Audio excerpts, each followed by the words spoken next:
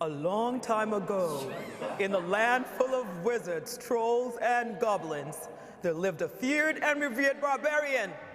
I'll let my puppet friends complete the story. There lived a feared and revered barbarian. Evan, why are you talking like that? Well, I'm trying. I'm trying to fill everyone in on our journey.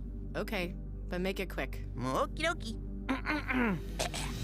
Join the adventure of a barbarian and her quest friends as they encounter extreme sword fights.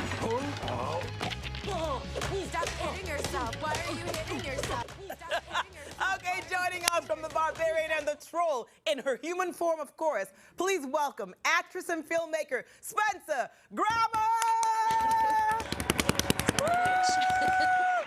Did you hear my James Earl Jones impression? Oh, it was excellent, actually. Right? I was very impressed, yeah. I'm gonna hire you anytime I need an introduction. What?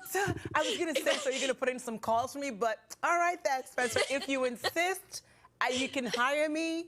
I'm not gonna say free of charge, but we'll talk about it later. We can talk about it later. Yeah, but let me just tell you, I was telling you earlier, watching the trailer, I was laughing out loud.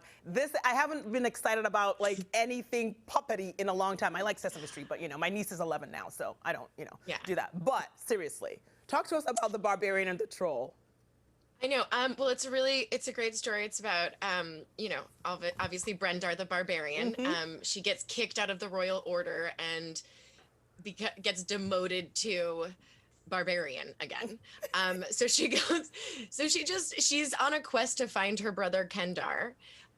Obviously we have rhyming names. And she meets a troll named Evan who hates being a troll. He just wants to be a singer, which I think we can all relate to.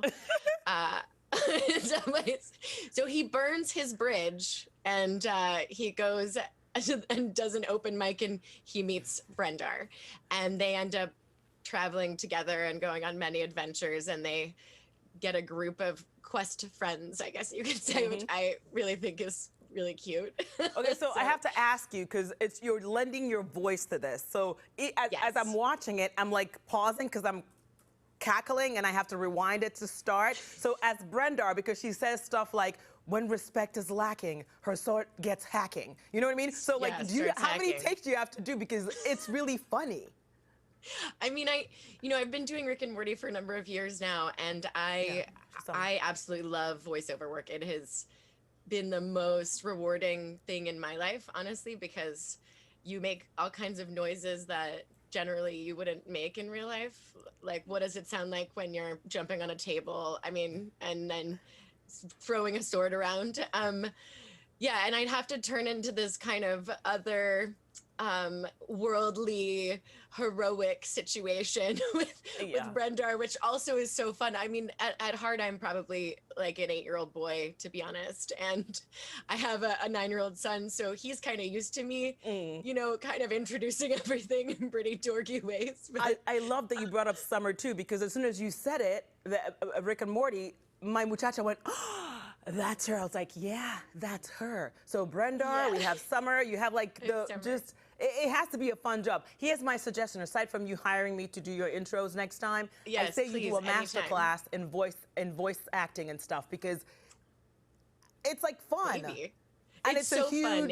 It's a huge moneymaker. That's how I know that you can afford me. And here's the thing. What? I'm being serious. What, you think I don't you think I don't Google stuff? You think I don't know? And first of all, speaking of Googling, I said to myself, behave properly, act like a lady, and like that you're like well educated, because I know like you're getting your masters and stuff, But clearly I forgot my own rules. I keep forgetting. I said act like a lady, and then I act like a barbarian. If I have to say. I'm still trying to learn how to act like a lady. So I don't know. So here's the deal. Like with all these women like breaking barriers, directing, like Chloe Zhao and everything, you're getting your masters in directing.